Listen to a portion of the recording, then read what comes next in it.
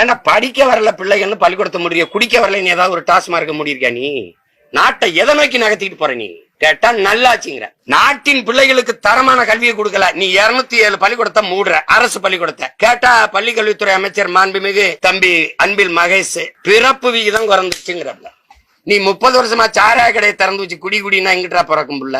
பிறப்பு விகிதம் எப்படி கூடும்? சரி, அரசு பள்ளிக்கு வரும்போது பிறப்பு விகிதம் குறைஞ்சிருது, மாணவர்களின் எண்ணிக்கை, பிள்ளைகளின் பிறப்பு விகிதம் குறைஞ்சிருது. தனியார் பள்ளிகளுக்கு சாரையா பிள்ளைகள் படையெடுத்து செல்றாங்களே, அப்ப பிறப்பு விகிதம் கூடியிருதா? பதில் இருக்கா?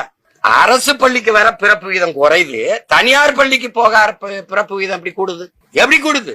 இதுக்கு பள்ளி கல்விக்கு ஒரு துறை, உயர்கல்விக்கு ஒரு துறை, கால்நடைக்கு ஒரு துறை, பால் வளத்துக்கு ஒரு துறை, எதை பற்றியும் கவலைப்படாம கமிஷன் வாங்குறதுக்கு ஒரு துறை. அதனால மொத்த துறையும் கமிஷன் துறைன்னு வச்சிருது நல்லது. எந்த கேள்விக்கு உன்கிட்ட பதில் இருந்திருக்கு? நான் கேட்கறதுக்கு ஏதாவது பதில் இருக்குதா சொல்லுங்க. ஏன்னா படிக்க வரல பிள்ளைகள்